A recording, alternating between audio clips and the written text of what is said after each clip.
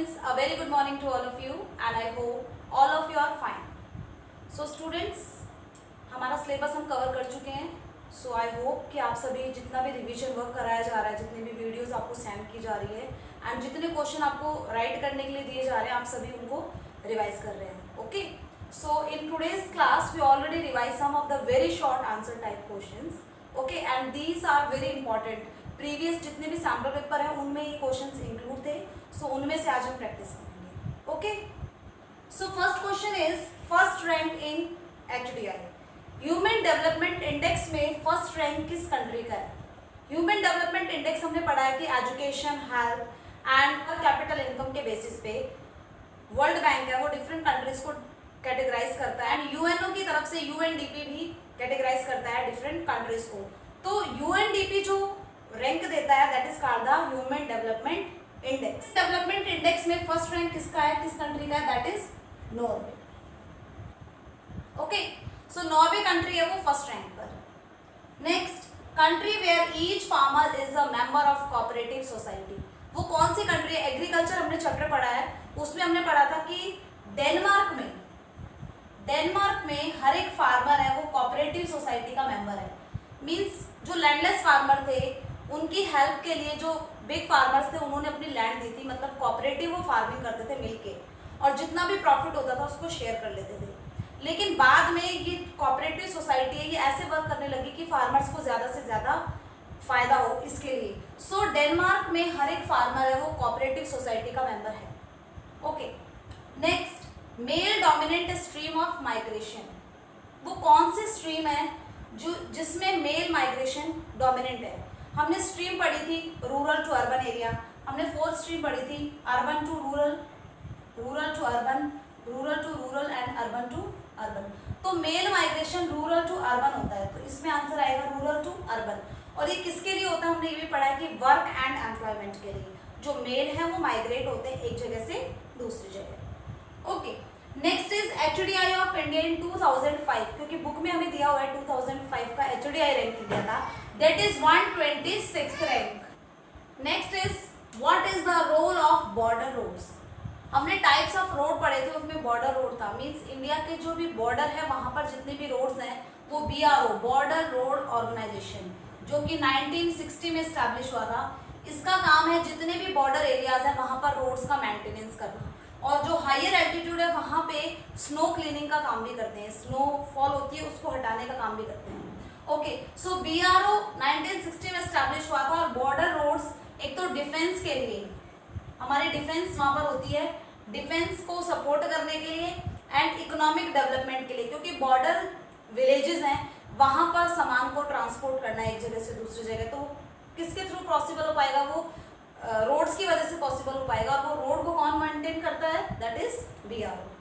Next is biggest sea port in India. India में सबसे बड़ा sea port that is Mumbai sea port. Okay, Mumbai sea port है वो सबसे बिगेस्ट सी पोर्ट है. Next, working population. एक टर्म आती है एज स्ट्रक्चर. एज स्ट्रक्चर में हम पढ़ते हैं कि एज ग्रुप में हम इनको डिवाइड कर लेते हैं एज स्ट्रक्चर को. ओके, सो 0 to 14 है उन्हें हम चिल्ड्रन ग्रुप कहते हैं. 15 to 59 that are working age and 60 और above that are old age, old group. So अभी हमने यहाँ पर वर्किंग पॉपुलेशन पूछा है तो वर्किंग पॉपुलेशन होगी 50 to 59. इस वर्किंग ग्रुप को हम इंडिपेंडेंट पॉपुलेशन भी कहते हैं क्योंकि इंडिपेंडेंट है और इन पर डिपेंड कौन है? चिल्ड्रन एंड ओल्ड एज है वो इन पर depend. Okay, next question is economic activity of primitive man. Primitive man था आदि मानव, उसकी इकोनॉमिक एक्टिविटी, मेन एक्टिविटी वो क्या करता था? That is hunting and gathering. Economic activity थी प्रिमिटिव मैन की. Next, famous pipeline of USA में कौन सी पाइपलाइन है जो काफी फेमस है? सो पेट्रोलियम पाइपलाइन है जिसका नाम है बिग इंच पाइपलाइन. ये कहां से कहां तक है? ये टेक्सास से न्यू जर्सी तक है. यूएसए में टेक्सास से न्यू जर्सी तक है big inch petroleum pipeline. Okay, next, international organisation deal in global rules of trade between Nations.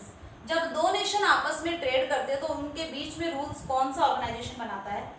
सो 1948 में एक ऑर्गेनाइजेशन था GATT, global agreement of tariff and trade. Okay, इसका नेम चेंज हो गया 1995 में हो गया WTO, world trade organisation. Means दो कंट्री जब आपस में ट्रेड करती है तो उनके बीच में जो रूल्स है या उनके बीच में कोई भी कंफ्लिक्ट हो जाता है उसको कौन सॉल्व करता है? That is world trade organisation. और जो कंट्री ट्रेड बैरियर लगाती है उनको भी मोटिवेट ट्रेड बैरियर को हटाना ताकि फ्रीली इंपोर्ट एक्सपोर्ट हो सके उस कंट्री में, ये भी किसका काम है? WTO का। Okay, next, river valley in Gondwana coalfield. Gondwana coalfield में कौन सी रिवर वैली है? दैट इज, ये वेस्ट बंगाल, ओडिशा एंड झारखंड का एरिया है, that is Damodar valley. Damodar valley, क्योंकि यहाँ पर दामोदर रिवर है। Okay, next is two polluted stretches of river Ganga in UP and Bihar. UP and Bihar में मोस्ट पॉपुलेटेड स्ट्रेचेस मीन्स कौन से पार्ट है वो बहुत ज्यादा पॉपुलेटेड है? गंगा रिवर वहां पर सबसे ज्यादा पॉपुलेटेड है। So first one is Kanpur to Varanasi. Kanpur से वाराणसी यूपी में है, और उसके बाद में वाराणसी टू पटना, ये बिहार में। वाराणसी से स्टार्ट होकर के पटना में, तो ये बिहार में। ओके, ये दो स्ट्रेचेस है जहां पर गंगा रिवर सबसे ज्यादा पॉपुलेटेड है। Okay, next question is highest density of population. Population की हाईएस्ट डेंसिटी किस स्टेट में इंडिया में? दैट इज इन बिहार। बिहार में हाईएस्ट डेंसिटी है 1106 पर्सन पर स्क्वायर किलोमीटर। एंड अगर लोवेस्ट पूछी जाती है दैट इज इन अरुणाचल प्रदेश। अरुणाचल प्रदेश में 17 पर्सन पर स्क्वायर किलोमीटर।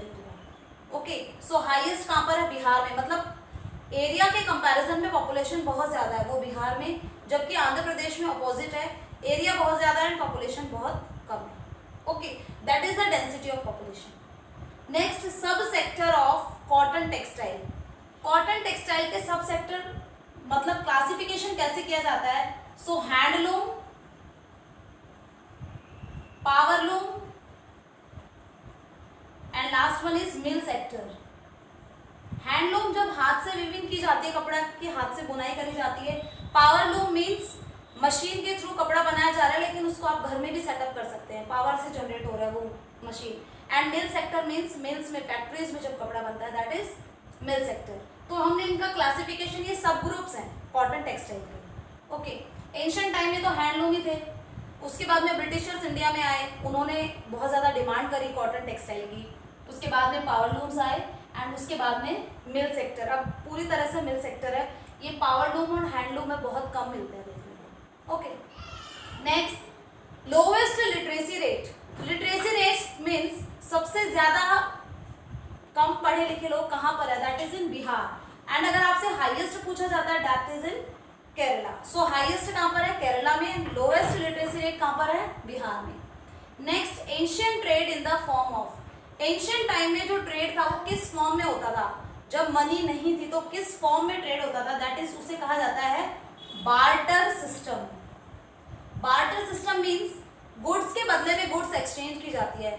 मीन्स किसी को वीट की जरूरत है, किसी को शूज की जरूरत है, तो दोनों आपस में एक दूसरे की कमोडिटी को एक्सचेंज कर लेते हैं, that is called the barter system.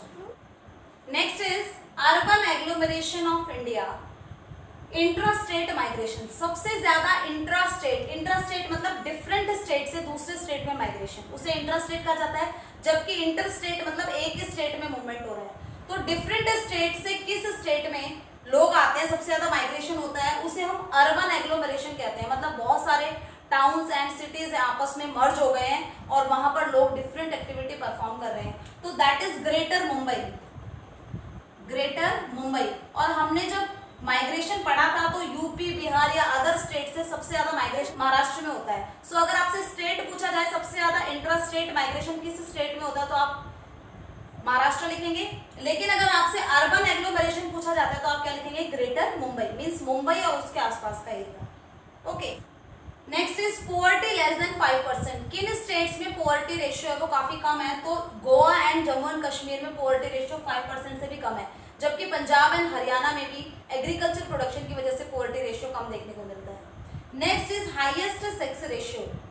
किस कंट्री की बात कर रहे हैं हम, ये second chapter that is population migration. So sex ratio सबसे ज्यादा किस कंट्री में है, मींस फीमेल बहुत ज्यादा, मेल कम है, मतलब मेल है उनका माइग्रेशन हो गया है, वर्क करने के लिए मेल माइग्रेट हो गए हैं, तो दैट इज लैटिविया। लैटिविया यूरोपियन कंट्री है, यहाँ पर मेल्स बहुत कम है जबकि फीमेल ज्यादा हो गया, वो दूसरी कंट्रीज में वर्क के लिए चले गए हैं, तो फीमेल है उनके नंबर बढ़ गए, इसलिए सेक्स रेशियो यहाँ का बढ़ गया, that is in Latvia. Okay students, so students these questions are all about for today's class. I hope आप सभी को ये समझ में भी आए होंगे, लर्न भी हो गए होंगे।